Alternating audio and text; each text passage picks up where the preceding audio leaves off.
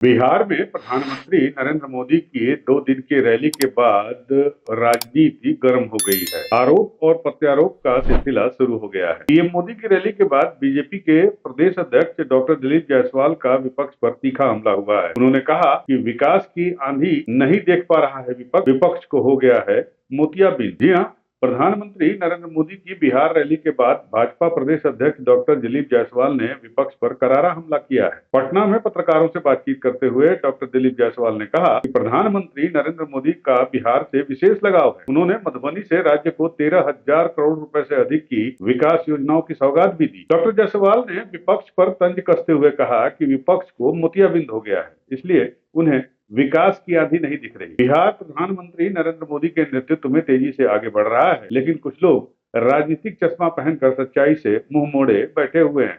विपक्ष के आंख में मोतियाबिंद हो गया है, मोदी जी के लोकप्रियता से घबरा गया है और अनाप शनाप अब इनको जो है, मैंने कहा खिसियाई बिल्ली खंभा नोचे, अब सिर्फ यही काम कर रहा है। मैंने कहा विपक्ष का कि विपक्ष को अपना जनता का सेवा जाकर करना चाहिए। बीजेपी और एनडीए क्या कर रही है इस पर दिमाग लगाने से अच्छा है जनता की जाकर सेवा करें, क्योंकि कुछ ना कुछ गलती किए होंगे तभी भुगत रहे हैं, नहीं तो आज वो सत्ता में होते। 125 साल का कांग्रेस भी पतन की ओर चला गया सिर्फ इसलिए कि राजशाही उसमें आ गया था।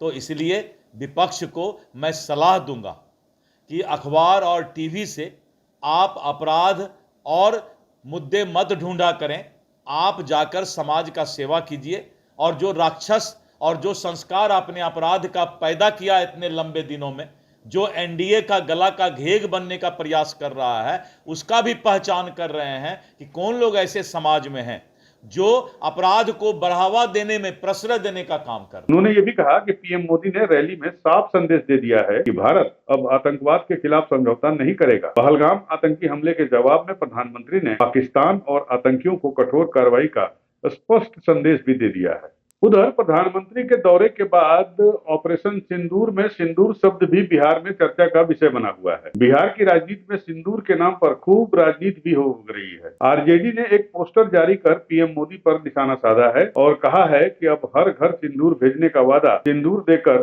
भागने की पुरानी आदत पीएम मोदी को है। सिंदूर की कीमत अब प्रधानमंत्री नरेंद्र मोदी को समझ में आ रही है। पीएम मोदी के 2 दिवसीय बिहार दौरे को लेकर भी तंज कसा गया। पीएम मोदी ने बिहार के युवाओं से रोजगार देने का वादा किया था।